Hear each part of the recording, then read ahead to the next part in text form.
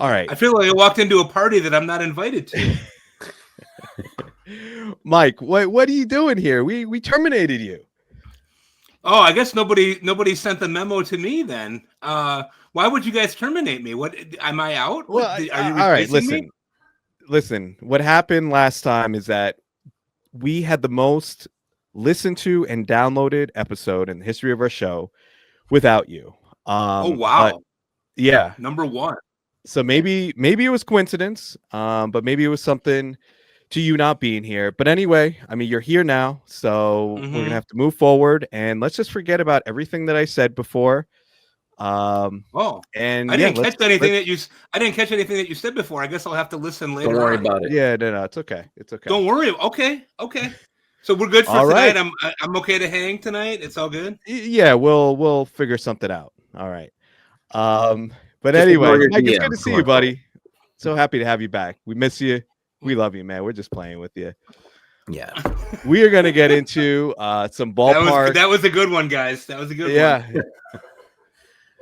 We're going to get into some recent beat writer articles that detail some changes that have been made to some ballparks, such as Camden Yards, some park shifts, right, that we have with the Rays and the A's going to minor league parks. So let's jump right into it. I'm going to start with, I'm going to go to you first, Dave.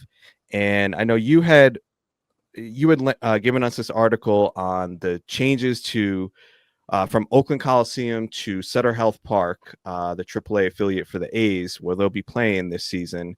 So if you could start us off by giving us your main takeaways from this article. It was written by Martin Gallegos.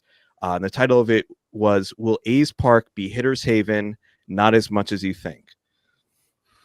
Yeah, the biggest thing here was, I think that what Martin was trying to do was trying to temper the expectations that people have.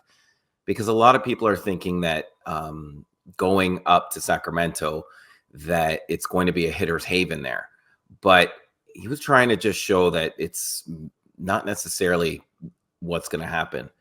Now, one of the big things was it's just a reminder that the two stadiums, last year's Coliseum and this year's Southern Health Park, the dimensions are actually quite similar. Specifically in left field, they're both 330 feet. And when you look at center and right, there's only a 3 and a 5 foot disparity. So it's not much of a difference there. Another thing that they talked about was there are warmer temperatures on average in Sacramento, but there is less humidity. So, and humidity plays a huge part in the way that a ball travels, because the more humid it is and the hotter it is, the ball just travels farther and faster. So out in Sacramento, the weather, I know last year it was very hot there, but it doesn't actually always equate to, more hitting. And another thing that they talked about was that the league is already planning for this. They're trying to balance this by 60 of their first 81 home games. They're actually going to be at night. And that includes that there's only 6 home Sunday day games between June and August. That's usually a day game for most teams. But they're really trying to change anything that's going to make this park feel more like a hitter's haven. And it turns out that in 2023 in the PCL, from where this place was, it was actually one of the best for suppressing runs. Now, it's unsure if that was just because of the talent that was there or if it was because of the dimensions and everything that we just mentioned. But the main part of this was that everyone thinks it's going to be a big hitter's haven, but it probably will be maybe a small bump forward, but not as much as people think. All right. So given that, how does this change, Dave, for you, the way you value players like, a buzzy guy in drafts this season is Lawrence Butler, right? And then Brent Rooker, we've seen his ADP jump from, now he's up to almost a top 50 pick. Does it change at all the way you value either of those players, or are you kind of tempering your expectations? I think in general, my expectations of Butler have been tempered even before this, only because I know a lot of people are talking about his second half, but he was very, very streaky in that second half where he had huge ups, but huge downs as well. But of the two going into this ballpark, I do like Rooker more, and I do like him more after having read this as well. I know he's had some success there as a minor leaguer, and he's proven to me that he's been able to hit for power with 69 home runs over the last 2 seasons. And primarily what he did was he just hit better against sliders, and I think that can continue here. And he did it well while being injured for a lot of the season. So knowing that and knowing that this ballpark is a slight bump, I do believe in Rooker because he is going to get his outfield eligibility. And yeah, I'll take Rooker over Butler. Okay. Yeah, I misspoke there on the ADP. So Butler is going last 11 DCs according to the NFBC, going at around pick 69. Nice. Brent Rooker, not top 50. He's going 72nd overall. So I'll tell you, man, and I was very beginning of draft season, I was kind of lukewarm on Rooker, especially just because seeing that big of a jump in ADP from year to year. Usually I'm a little cautious with those type of players, but man, I think I'm kind of all in on this Oakland offense. You know, I like Butler. I really like Shea Langoliers where he's going around pick 130. I feel like he's basically Cal Raleigh going, 50 picks later. So yeah, I really, even Jacob Wilson, different profile, right? But he's going around pick 340. He's going to play every day. We know the average is going to be, above average to elite. So I really like this A's offense, and I understand that maybe we need to temper our expectations. Like this isn't going to be Coors Field, right? But when we're talking about going from the Oakland Coliseum, where we're used to just streaming the worst pitchers, right? Like we feel okay streaming like a below average pitcher in Oakland Coliseum because of how pitcher friendly it was. You had all of that foul territory. And the other thing was really the temperature, not so much the dimensions, but the temperature in Oakland, especially these night games, like the ball does not carry, right? It's usually colder.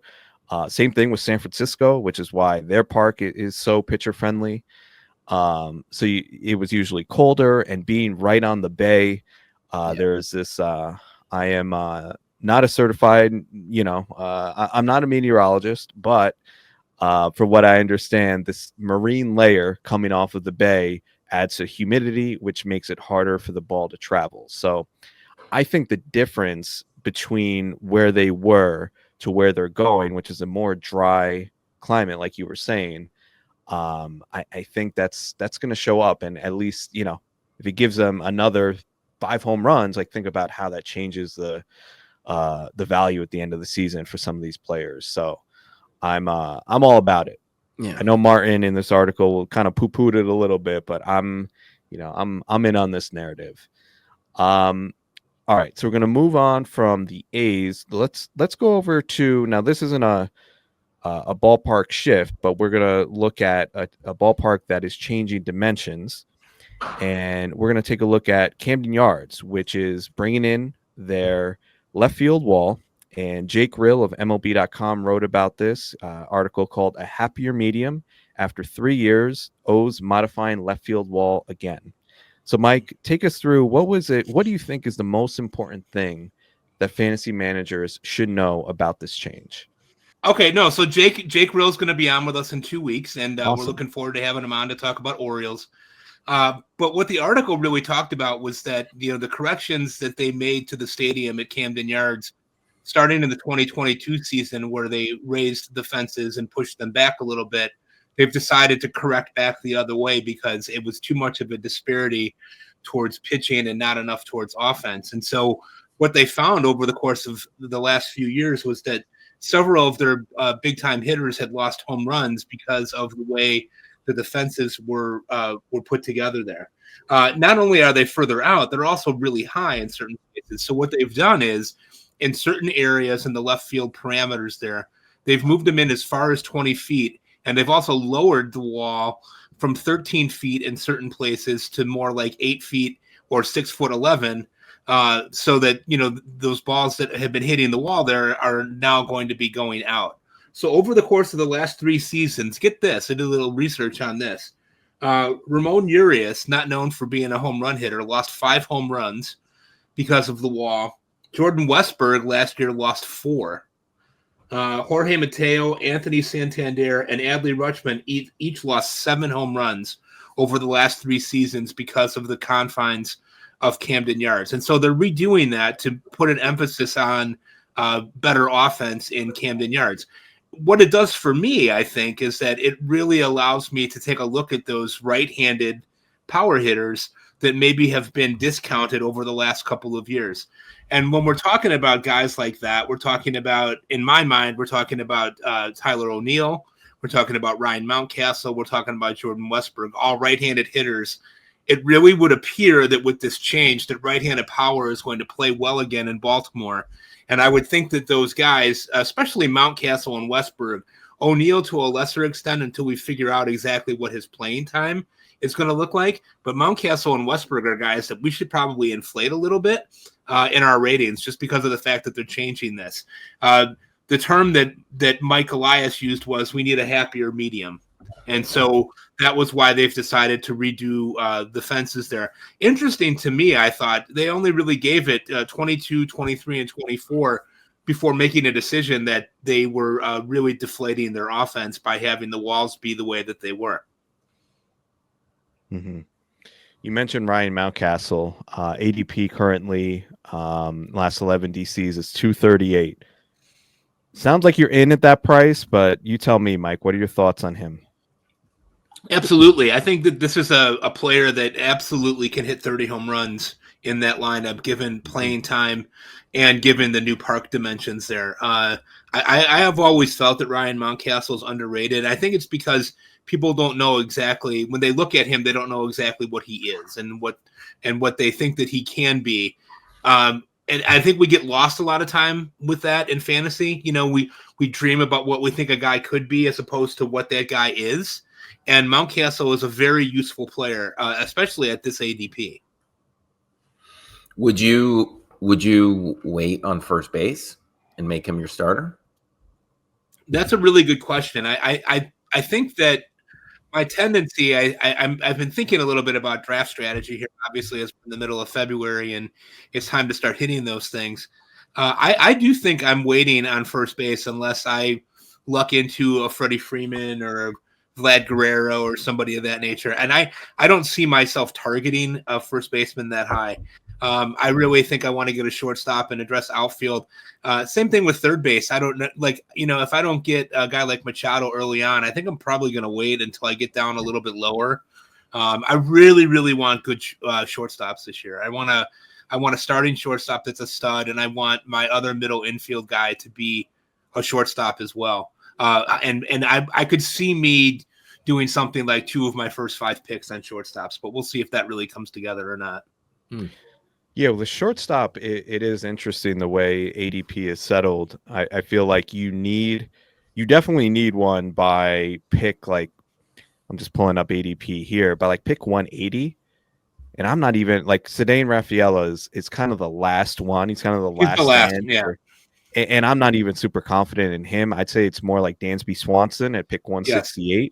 You kind of need to lock in one, if not 2, because even after that, if you're looking at a backup shortstop, you're getting into really murky territory very quickly. I've looked at Jacob Wilson in my most recent draft. I actually took him because I feel like he's kind of like he's viable as a second shortstop in a draft and hold. He's going at pick 341, but like you're talking about guys around there like Jose Caballero. We don't know what his playing time is going to look like. Trevor Story, so many, questions around him.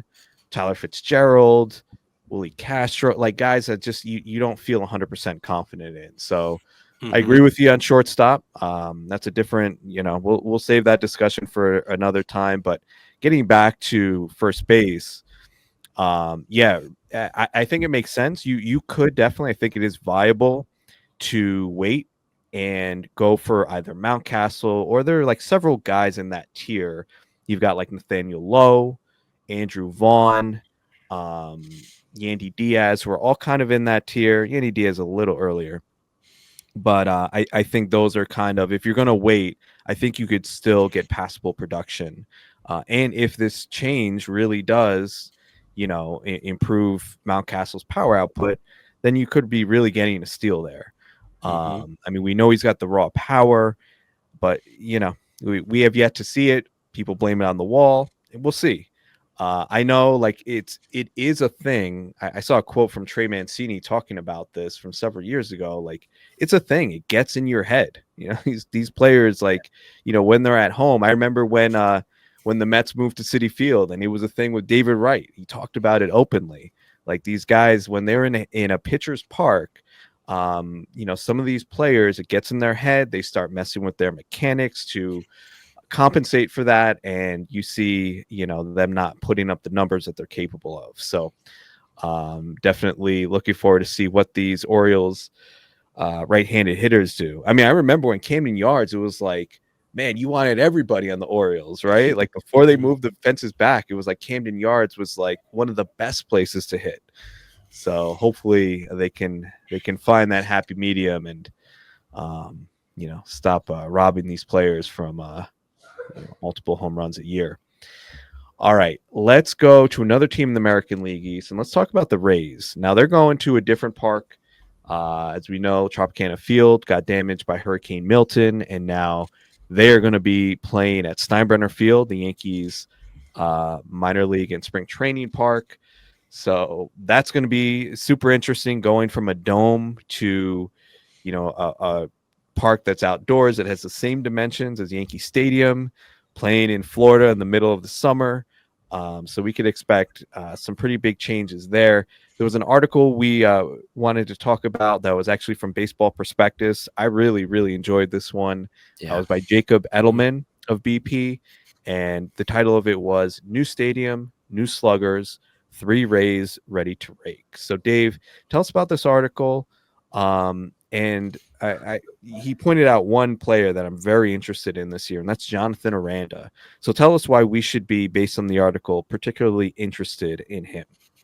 Yeah, and I just want to reiterate, this was a really, really good article. So I really think a lot of people should go read it.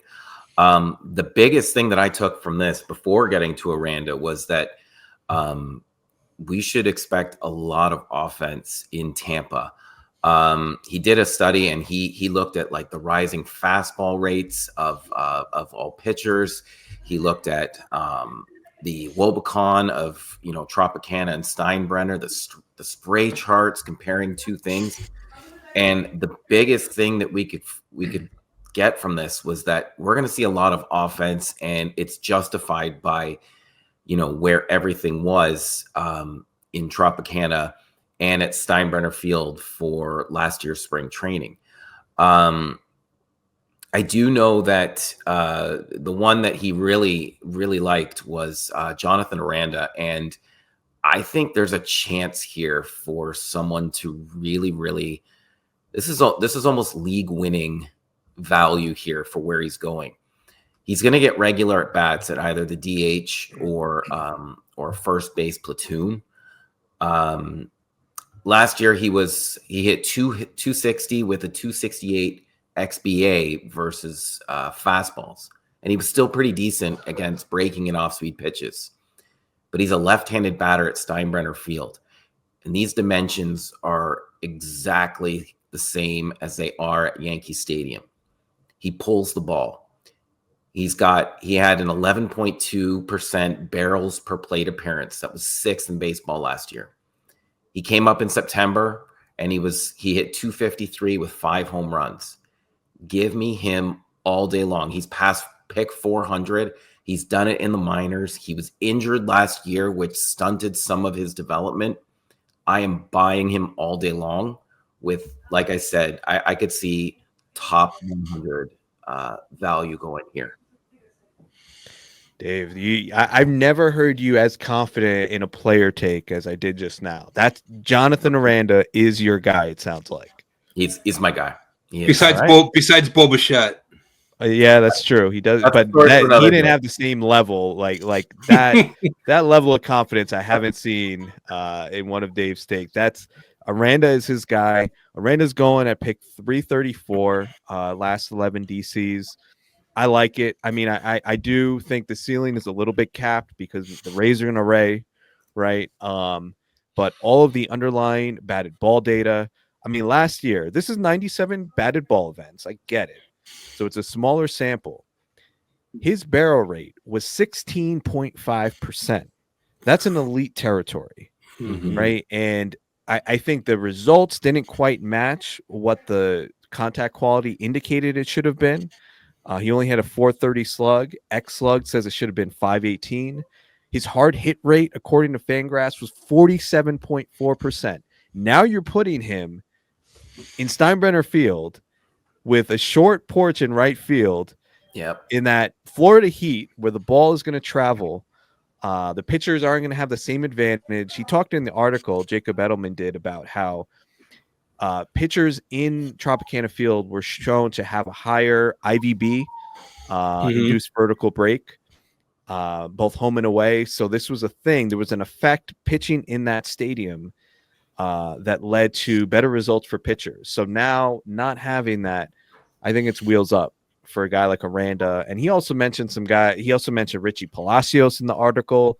I don't know if Palacios gets enough playing time for him to be like some breakout, but I think he's a useful piece in a draft and hold. And then a guy who was way, way, way off people's radars, isn't even being drafted in some of these 50-round drafts that I kind of have some interest in, is Curtis Mead. I don't know what the rate, like he had the prospect pedigree. I was all about him, like 2 years ago when he came up. Results never really like came to fruition for what his potential was. But I mean, in that park, I think he's got an approach too where he's a right-handed batter who goes to the opposite field. If the Rays give him one more opportunity, I think we could see finally what we were looking for from Curtis Mead. So a guy in a super deep league, AL only, to keep an eye on. I think there could still be something there. All right, last article we're going to look at is in regards to the Mariners. So there was no changes with T-Mobile Park, but we wanted to discuss this article by Mike Petriello, who we know he works for MLB.com. He's like the StatCast guy. You see him on the ESPN2 StatCast broadcasts. But this was an interesting article about T-Mobile. Title of it is MLB's most extreme ballpark isn't in Colorado. So, Mike, tell us about this article and what were your takeaways from it? Boy, you're right, Chris. It was a really good one, and I did really enjoy reading it. And it talked really about how at T-Mobile, offense is really suppressed to the point of 11% suppression compared to other ballparks in MLB. And one of the things that was interesting was that they pointed out that there are a variety of different reasons and theories why T-Mobile Park is playing this way. The offense, like I said, is suppressed 11%. All of the hitters have higher K rates at home than they do on the road. They have a weird batting eye that's not square behind them, but actually on a bit of an angle. And you guys might remember that Teoscar Hernandez had talked about that a couple years ago. He had his worst season as a pro while he was in Seattle. And he blamed that batting eye as one of the main reasons why he was not able to pick up the ball coming out of the pitcher's hands. They also have a weird situation there, too, during certain points of the season where the sun really wreaks havoc on the guys being able to see. The interesting thing, too, and I did not know this, I don't know if you guys knew this, but the roof itself is not essentially a roof as we think of a roof. It's not airtight. It's more like an umbrella on wheels. And they just wheel it over. So even when the roof is quote unquote closed, it's not a roof per se. So there's still air that's getting in there. The average game time temperature in Seattle is also about 62 degrees. And we know that it can be very rainy out there and wet and not necessarily extremely humid like we think of a lot of other places get during the course of the summer. But the thing that was really interesting to me about it was that I think that, hitters have a tendency, like you were saying, Chris, to want to be comfortable and to understand the things that are going on around them. And it really felt like in this article that there were a number of different factors that might be contributing to this, but that nobody was really certain exactly what that key takeaway from it was. When I dug a little deeper into looking at Seattle's lineup, they have a lot of guys in their lineup already that are predisposed to striking out. When I looked at the numbers of the guys that are in their prospective 9-man lineup for this coming season, 7 of the 9 guys that are going to get regular at-bats had strikeout rates that were higher than league average. So including guys like Julio Rodriguez and Luke Raley, Cal Raleigh, Randy Arozarena. The only guys that I remember falling below that were J.P. Crawford and Victor Robles, who are not what we would think of as power hitters to begin with anyway, right? So it was a really interesting piece in that Mike kind of pointed out there are all these issues that are going on with it, but that nobody is 100% certain exactly what it is that's causing that to make hitters be so uncomfortable there. But the research really does show that they strike out far more often at home than they do when they're on the road. In terms of, strategies for takeaway, I don't know how you guys feel about the Mariners, but I'm not super crazy about drafting many of them. I mean, I could see a situation where I end up with Julio Rodriguez. I think he's going to have a really good season again after maybe being a little disappointing last year. I left Cal Raleigh. I think he's going to walk into 30 home runs. But other than that, when I look at them, I don't see a team of hitters that I'm really super interested in. Like I could see drafting some of those guys as fill-ins and bench players for my team.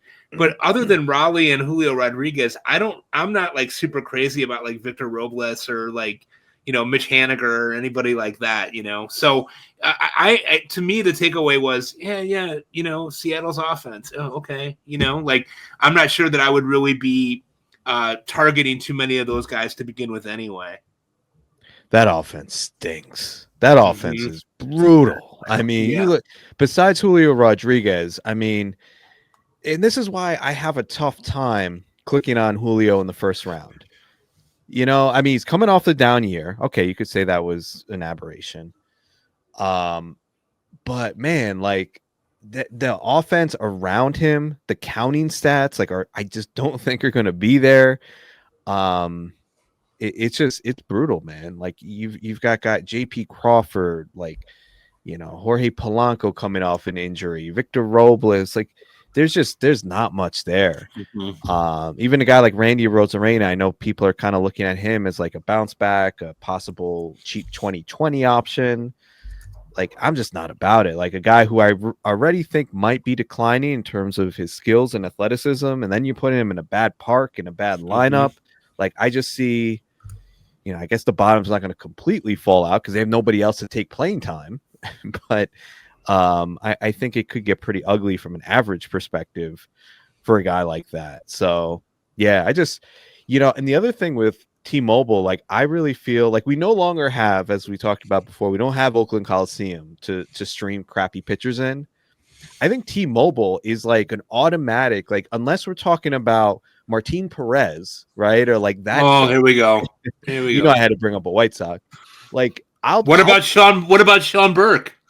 I'll pitch Sean Burke with 100% confidence in Seattle against that lineup and in that park. Like I think, the title of this article was about Seattle being the most extreme ballpark more than Coors Field, obviously in an opposite direction.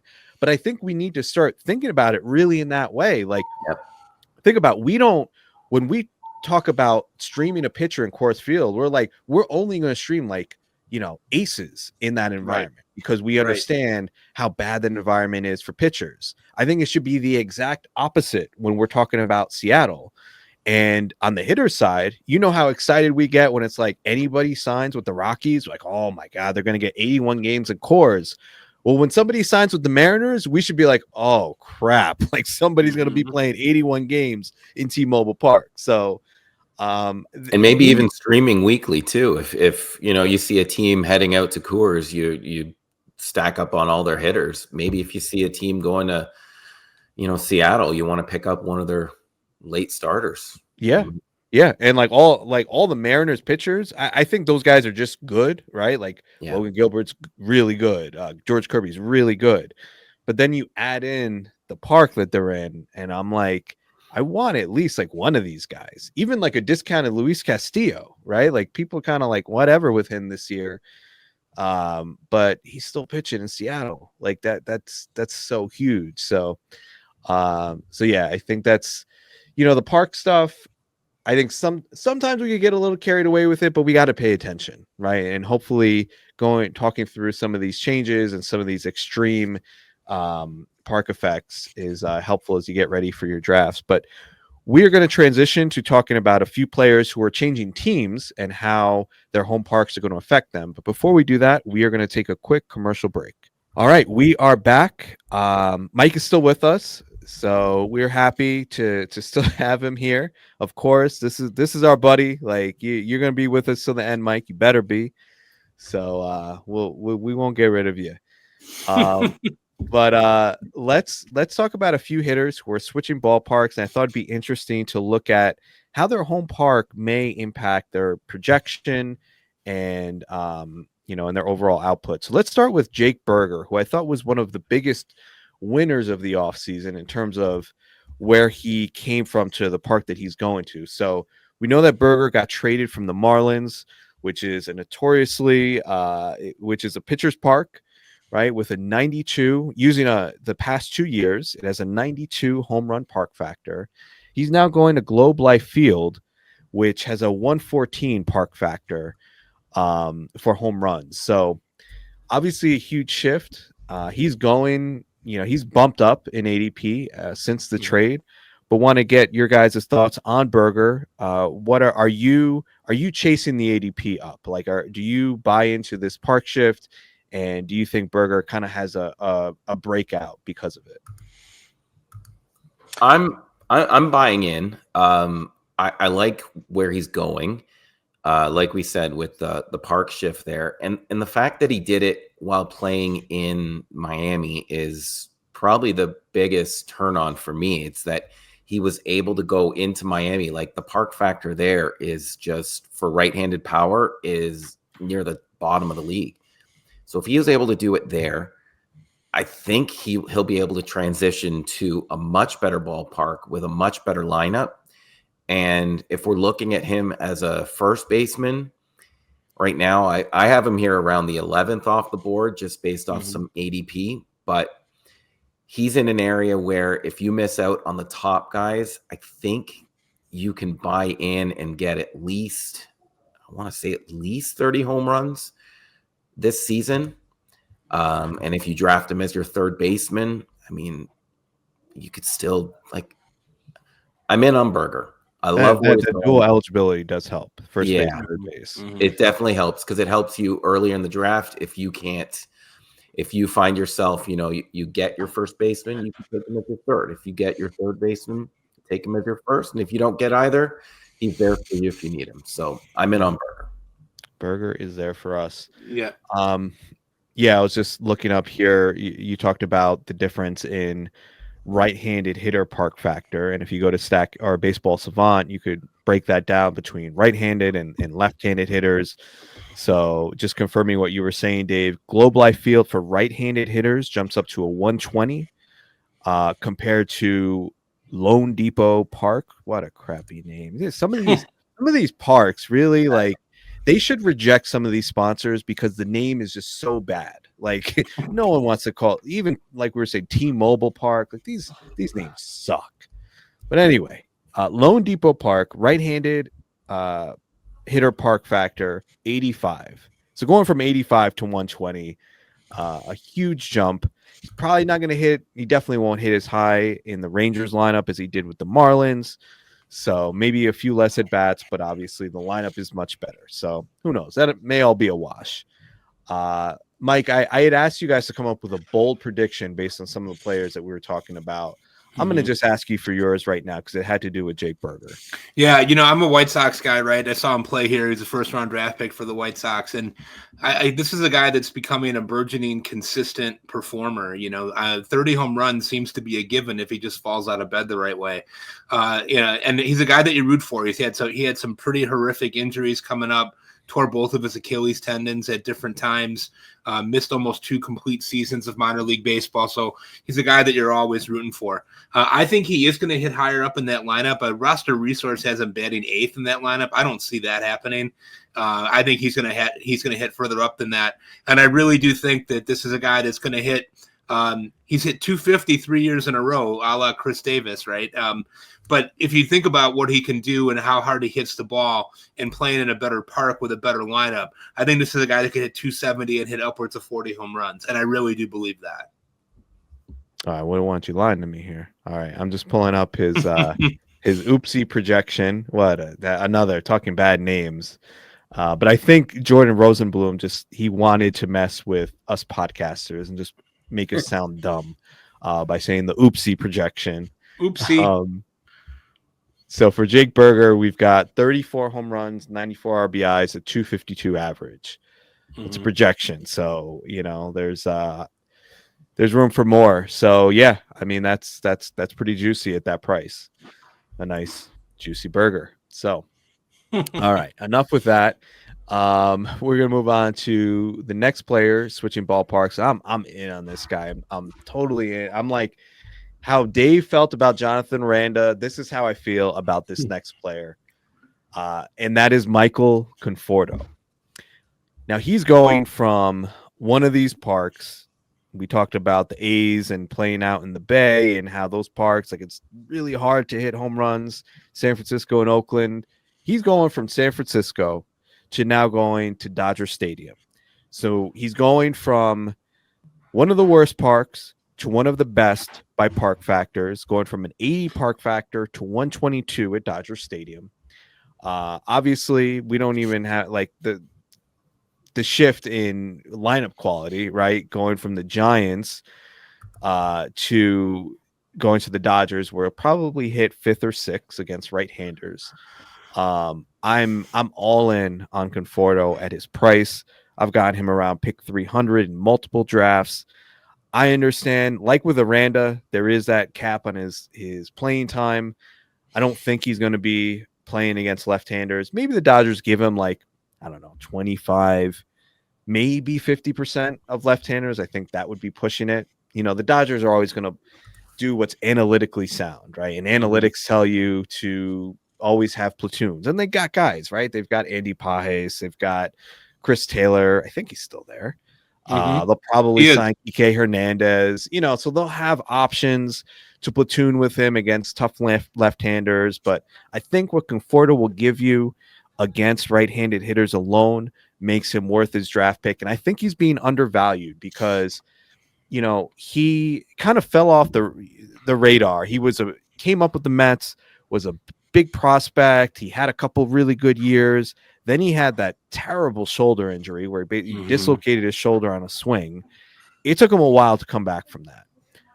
But I think second half last year, you saw him fully healthy and you saw what he could do even in not the best of circumstances. So listen, the Dodgers are smart. The Dodgers aren't going to sign anybody that there's, I trust their decisions, and they went out and were aggressive in getting Conforto. I love him this year.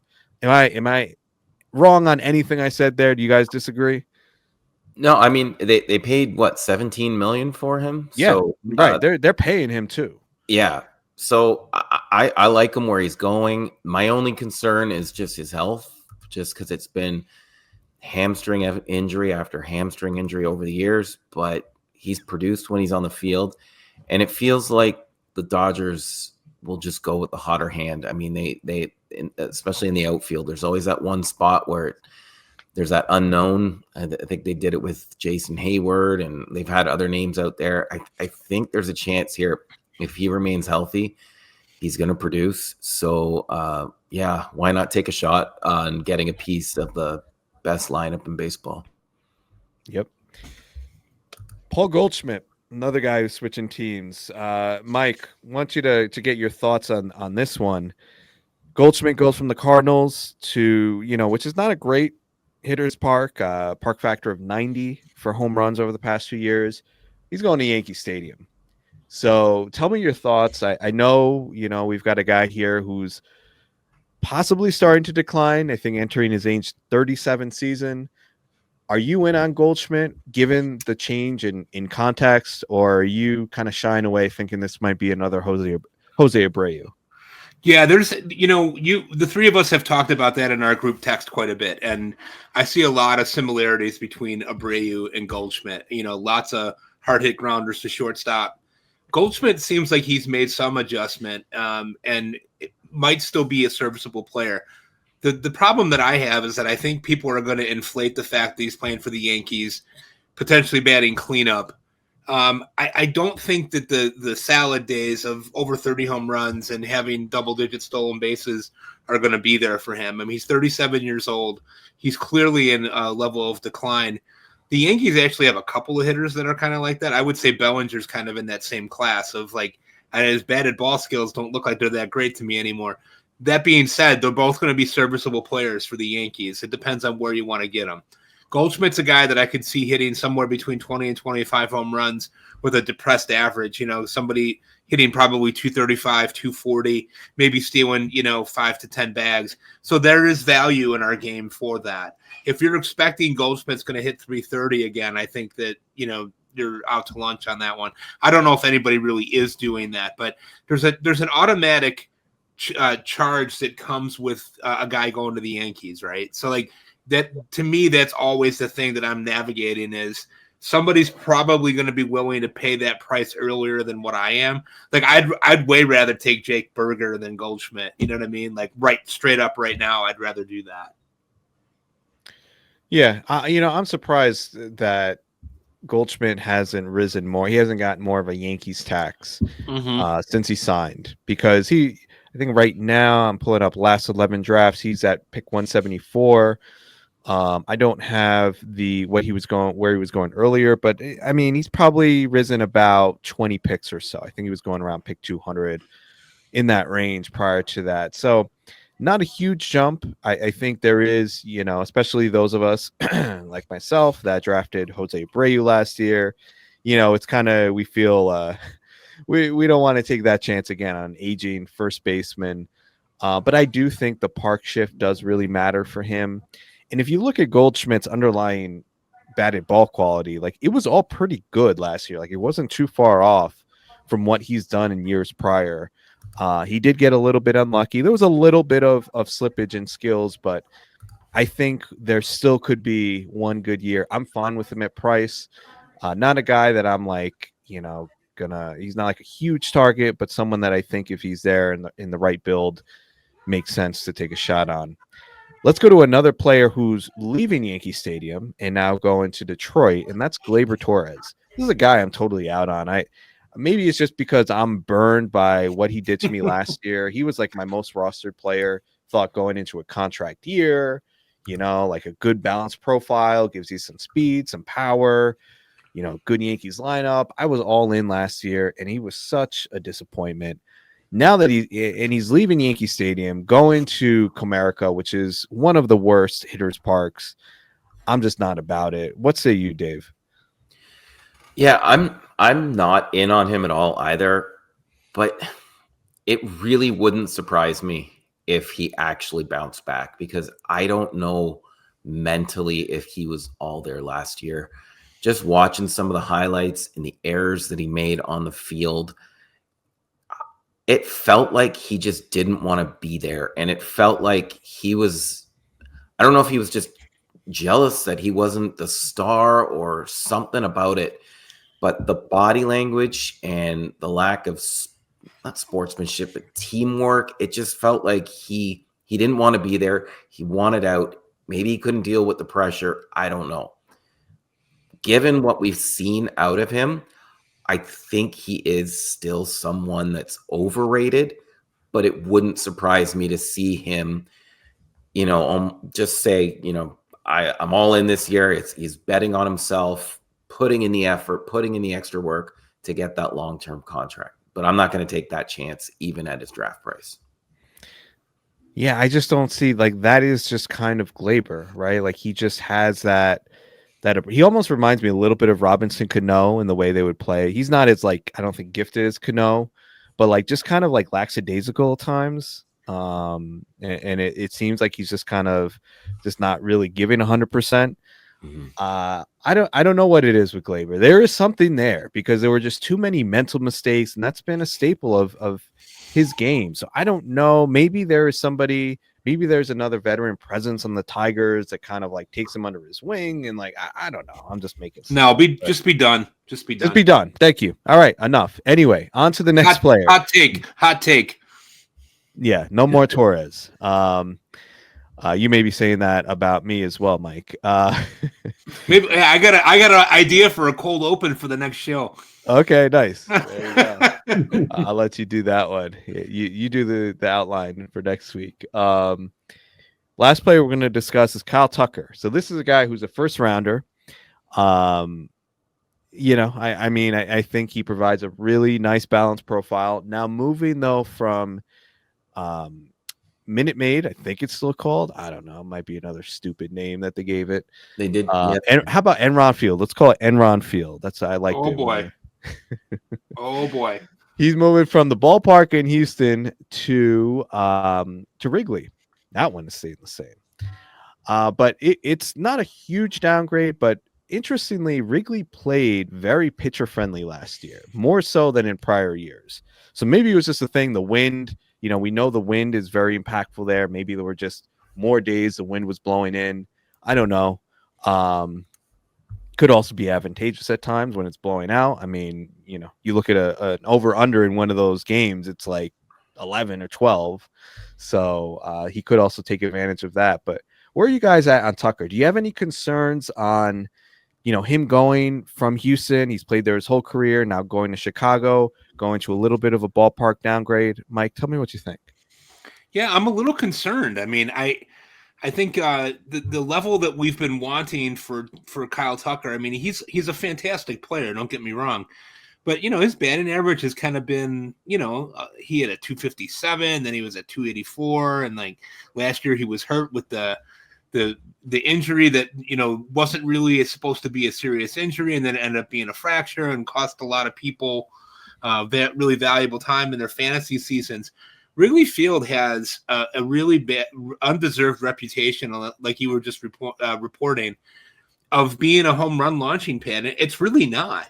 And so I think that there's a possibility that he has a little bit of a depressed home run total and steals 20 bags, but that maybe it's not a terrific Kyle Tucker season like we're used to with Houston. And quite honestly, I also want to see him be healthy. That's something that's a little bit concerning to me. So this guy goes from the Houston lineup to now he's going to supposedly hit second in this lineup with Ian Happ in front of him and then Seiya Suzuki behind him. But I'm not super jacked up about the Cubs lineup either, to tell you the truth. So I think he's going to provide them with a lift, but I'm not 100% sure that this is going to be the breakout season of 40-40 or anything like that. I mean, he's still going to be really, really good, but I've been hedging a little bit about taking him in the first round. I'm a little wary. Yeah, I had this dilemma in my last draft. I was picking at pick 7, and he was there, and that's about where he goes. And I was like, at first I was like, oh, I think it's definitely Tucker here. But then I just thought more about it.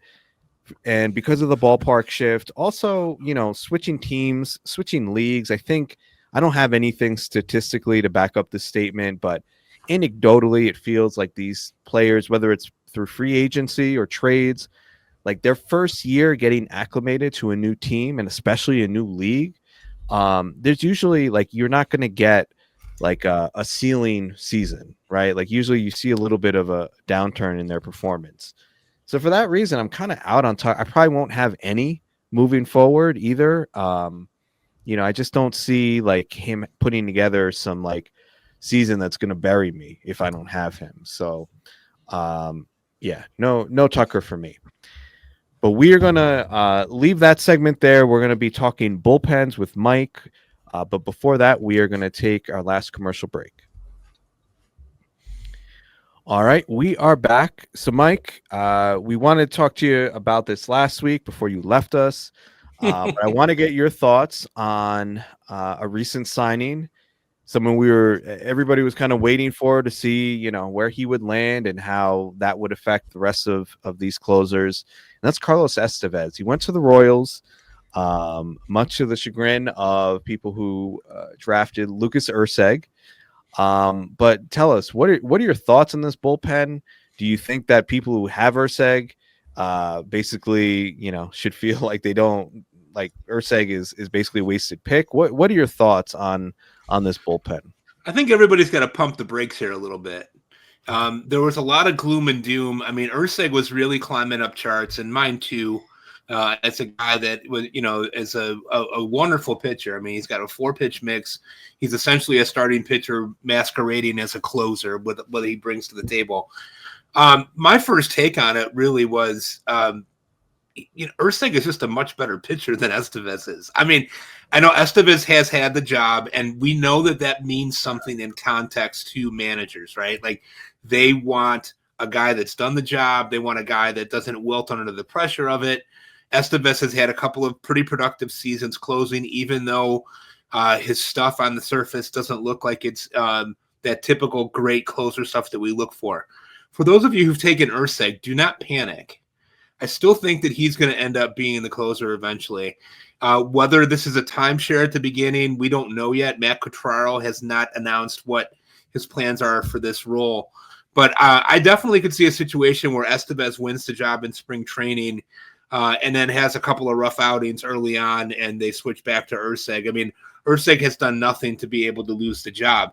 The one thing that Erceg's at a little bit of a disadvantage in is that he really can pitch multiple innings, and he's a guy that could end up being a high leverage reliever in that Royals bullpen, along with guys like Hunter Harvey and John Schreiber. They've got some depth that they've added to the middle part of their bullpen. I just think that Erceg is a much better pitcher than Estevez, and I don't think that Estevez will hold that job the whole year. I just think Erceg is a lot better than he is. Yeah, I think Estevez is really living on that label as capital C closer. I'm putting in Lucas. I'm sorry, I'm getting sidetracked because I put in Lucas Erceg into the Fangraphs search bar, and it autocorrected to Lucas Erect. So that's not. I'm not looking up that type of stuff in the middle. What position does he play? Oh man, I'll tell you later tonight. Anyway, yeah. So Lucas Erceg. Let's see. I mean, if you're just looking based on peripheral numbers, on stuff, like Erceg is, like you said, Mike, he's the much better pitcher. Even looking at Estevez last year, he had a 226 batting average in balls in play. So I agree. I think we'll see what they announce at the beginning of spring training. Maybe it's a committee, and if it starts out that way, I feel like there's a decent chance Lucas Erceg could find his way in the role just because he's the better pitcher. So we'll see. So those of you who have Erceg, maybe there's still an opportunity there, and maybe this is a buying opportunity. Like if you're in a DC now and Erceg is really slipping, I'm sure there are drafts where that's happening.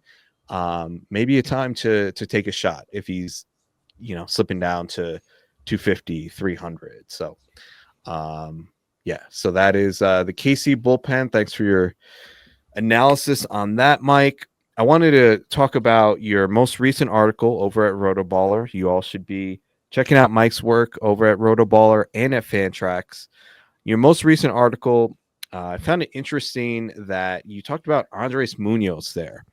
Mm-hmm. And you identified him as someone who's being drafted as an elite closer, right? He's in kind of like that. He's not tier 1, but he's like that tier 2, going around that round 5 range in 15 teamers. But you kind of pumped the brakes a little bit, and you were like, he might not live up to those expectations. So tell our listeners why you think that might be the case. Quite simply, I think that this is a talented pitcher who's got an incredible arm. has great stuff. You look at the stat cast and you think, wow, this is the guy that I'm looking for. This is the guy that I want. But one of the questions that I asked in the article was, how many times did Andres Munoz save 30 games? And the answer to that is never. He in 3 seasons closing at least part-time, he has 4 saves, 13 saves, and 22 saves last year, which was his high water mark. So you're getting a guy that's got a really good K rate, a little bit fewer innings than what you might get from a more, what we would call quote unquote elite closer. So you're paying a price tag right now of the 10th or 11th, closer off the board right now, who's never earned 30 saves and has a checkered injury history. I saw recent drafts where he was getting taken ahead of guys like Raisel Iglesias. Well, that's a mistake. Raisel Iglesias is one of the best that's ever done the job, and he's probably going to get 30 saves again, even with less sexy statistics than what Munoz does. And the question that I have is, how is Dan Wilson going to use him? Is Dan Wilson going to use him as a pure closer? Because Scott Servais did not. And there were times where he was bringing in Munoz in the 7th or 8th inning and then closing with guys like Matt Brash, which, it seems like it doesn't make sense, but it worked for them when they were doing it. So the stuff is elite. The numbers are not what I would call elite. He's got high walk rates historically, 11, 12% in certain seasons that he's been doing it. And I went back and looked a little bit after the All-Star break, and he had 7 saves and an ERA of almost 3.5 over the second half of last season. And his ADP right now is about 82. So he's actually about the 9th closer off the board. For me, it's not that I don't like him. I think he's a wonderful talent. I just need, if I'm paying that price, I need 30 saves. I need sparkling ratios. I need a bunch of strikeouts. What I don't need is 50 innings from a guy who might get me 60 strikeouts and 15 to 20 saves. Now, it's possible he could really pop this year, depending on how Seattle uses him, right? Like, he could obviously expand into that 30 save realm, but at an ADP of 82, I'm not willing to take that risk right now. I'm probably going to try to get a guy like Devin Williams or a Joanne Duran or somebody like that up front, and then wait until later to get a David Bednar or Trevor McGill type of guy later on in drafts if I can wait that long to do it. So it's not that I don't like Munoz, it's just that I'm really unsure of what he's going to really get me. And that makes me a little leery of drafting him. Did you guys see in that article that we talked about earlier about T-Mobile Park, the home road split from Munoz last year? Yes. That it's just further proof of maybe he's not as good as we think. Like, his home ERA was 0.28 with a 43% K rate, but his road he was a 4.28 ERA with a 25% K. So you might be onto something here, because if you're that good of a pitcher, you should be doing it on the road and at home. And like you said too, how is he going to be deployed next year? We don't know. We don't know. All right, so some questions around Munoz at his current price. Last question that I have for you, Mike, regarding bullpens. Very simple. In your opinion, who do you think is the most undervalued closer in quotation marks, on the board right now? I think it's actually a tie for me. I think I just mentioned these guys a moment ago. David Bednar is one, and his current ADP is about 189. and Trevor McGill, whose ADP is 194. It's almost like we've forgotten the fact that Bednar was terrific until he was hurt last year. And his lack of production last year was purely because of injury. He tried to pitch through it. He wasn't really able to do that. His numbers really exploded. I don't see Pittsburgh have another option. I don't see Pittsburgh wanting to trade him. He's a local guy. 30 saves to me feels really easy here again. And Trevor McGill, I mean, do we forget? So Devin Williams was there at the end of the year and miraculously blew it against your beloved New York Mets and your beloved Grimace. But here's the thing. This is a guy that had 28 saves last year while they were waiting around for Devin Williams to come back, and was lights out in that bullpen. There's no reason why he's not going to be that again. The Brewers are still going to be a pretty good team. I think both of those guys should be going way higher than what they are. To me, there's not a lot of speculation there. Those are both guys that should be able to get in the conversation for 30 saves with health. Well, I just have to correct you on the ADPs, and this may be format dependent. I'm looking specifically at NFBC draft and hold. So gotcha. There you go. Yeah. So I mean, it may be different in other formats, other platforms. Bednar is at 143 over the past 11 DCs, and McGill, he's higher. He's at pick 107. So I don't. So if at that price, Mike, do you think McGill is a good pick there, or do you think you'd be a little more cautious at that point? That's a little high for me. I think I'd lean more towards Bednar 3 rounds later. Yeah, absolutely. Yeah, I'm with you. I've kind of come around to Bednar. Like you said, they want him to be the closer. Like they didn't bring in anybody. I mean, unless you never know. There's still guys out there. But the Pirates are cheap. Like they're not gonna go, I don't think, get a Kenley or and the team is good enough too. It's not like the Pirates are like they're not the White Sox, right? Like Bednar is going to get save opportunities. They're probably a team that's going to play in a lot of close games, right? Because they have good pitching, don't have a great offense. So I think Bednar is going to see plenty of opportunities if he's healthy. I think we're getting probably like last year. What was he going around 6, around 5? So I think we're getting a pretty nice discount compared to where he probably should be going or would be going if he was healthy last year. Yeah, so, but he's not as good as Lucas Erect, though. He's definitely not as good as Lucas Erect. Like, come on. Yeah. No, Lucas Erect, I mean, I think he should be closer one off the board, to be honest. Better than Carlos Flaccid. Yes. Yeah. All right. Anyway, this is a family show, guys. Come on. We moved to Pitcher List. It's all family and clean, and we have to stick to the book here. But anyway, we're going to transition away from that and baseball talk, and we're going to transition to our final segment, our mental health minute. With one little twist, we've been talking ballparks for most of this episode. So at the end of your mental health minute, tell us your favorite ballpark and why. So I'm going to start with you, Mike. So that's a really great question, and it's one that I really gave a lot of thought to.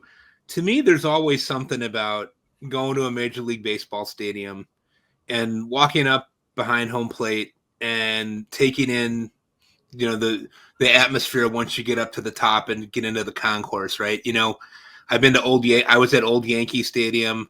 I've been to the new Yankee Stadium. I've been to Fenway. I've been to a number of games at Wrigley, Sox Park. But my favorite park that I've ever been to of all of those is PNC in Pittsburgh.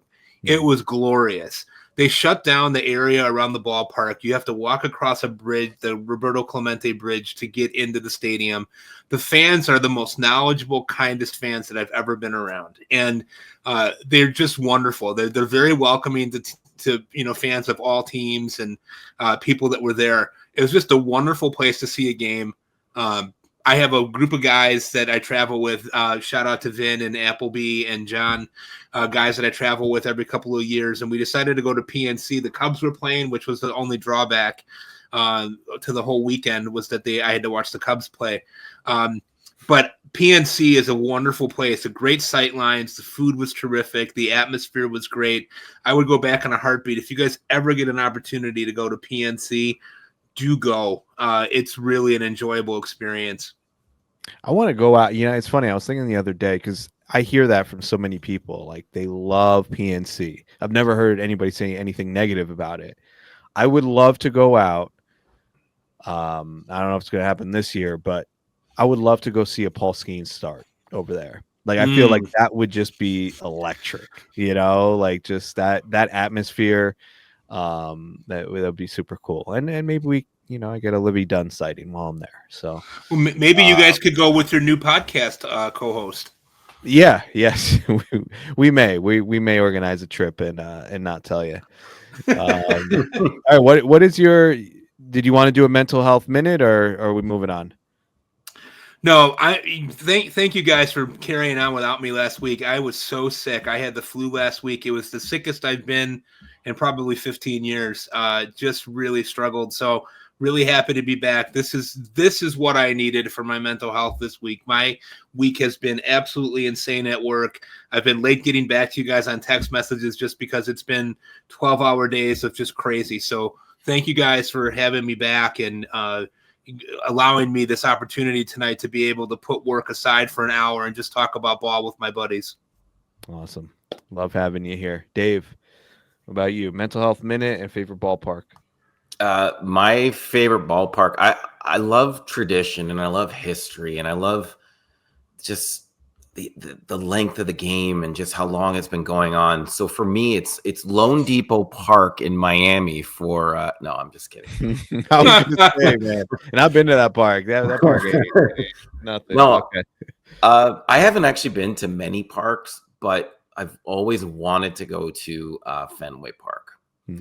And there's just something about it. It feels like it has its own aura, its own atmosphere, and it feels like every game, just watching it on TV, like every game is its own. I don't even know how to explain it. It just feels like it's its own little thing. And I want to take the tour. I want to go backstage. I want to take the tour of the whole place. And I want to sit on the wall itself. I love those seats. I love the idea of the wall. I love that the score gets changed by, manually. And it's just, I don't know. I don't know if you guys have been there. Mike, you said you have, but I have. Yeah. For me, that's on my baseball stadium bucket list. Awesome. Yeah, I went out and touched the left. I went out and touched the left field foul pole where Carlton Fisk hit the home run in '75 off of the foul pole. I needed to touch that, and just it was a weird thing. Like I left my family aside, and I walked over there, just kind of mesmerized by it. It's just a great place to see a game.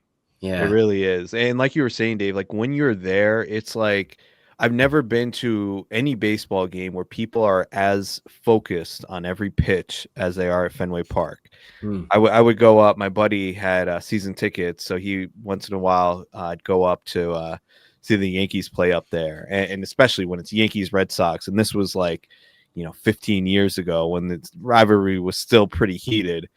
And it just like the intensity of every pitch, it was just like unreal, man. And like it was just awesome. Like I remember I went to like a Sunday night game there, and A-Rod hit like a grand slam to put the Yankees ahead. It's just like people were devastated, and me, and a couple Yankee fans cheering. We're like, "Are we gonna get out of here? Okay." It was just it's an amazing, and the area around the ballpark is just so cool. Like I feel like every ballpark should be in the middle of a city, right? Like Yankee Stadium is like that. Fenway, even Camden Yards has that, like just a walking area. You have the bars, you got the restaurants, like the shops. Like there's something about that. I hate when there are these ballparks that are just in the middle of a highway, right? Like Citi Field. I know their plan is to develop that area, but it's just like it's very it just doesn't have a great feel to it, right? You're just in a parking lot and there's nothing around you. But highway. I went to Citizens Bank Park, kind of the same thing. It just I don't know. I feel like so much of the experience is like before the game, going to different bars, like just seeing like there's such like an atmosphere around it, and you lose that with these parks that are just big pieces of concrete in like the middle of a highway. You can just walk right up to it just after experiencing the city, and it's part of the city. It's part of the city, right? There's something. Every new ballpark should be part of the city. Yeah. So anyway, with you on Fenway Park. That was actually going to be my answer was Fenway, but you mentioned old Yankee Stadium, Mike, and man, I miss it so much. Like I'll watch Yankees classics and see some of these games from the 90s, early 2000s, and like I get like so like it's nostalgic, but I also get kind of sad because it's I miss that stadium so much. I grew up in there, so there's that piece of it. But just like it it was grimy, it was kind of gross, but it was the Bronx, right? Like it Yes. had that feel. And when There's a presence. it has a presence. And when teams Yeah. went there, the Yankees had a true home field advantage. Like the fans were right on top of you, like it held sound in a way that the new stadium does not at all.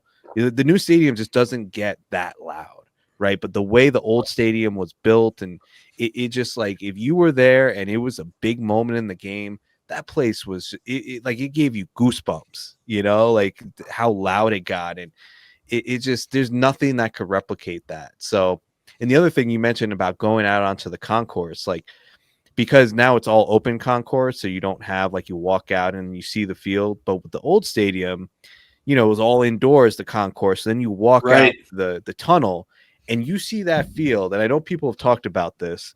It's like, I remember as a kid, it was freaking magic. Like to walk through that tunnel and see that field, that the air changes field, when you get up there. the It's air, just a absolutely totally different experience. I can't, like, I'm getting chills thinking about, like, just as a kid, like just that image, how much I love baseball. And then just like going to the stadium when I was little, it was like, it was almost like a religious experience. I'm getting a little carried away, but it's, it meant so much, and like, it just, the new park, it's nice, it's fine, but it just doesn't have that same feel that the old one does. So it's gone. What are you gonna do?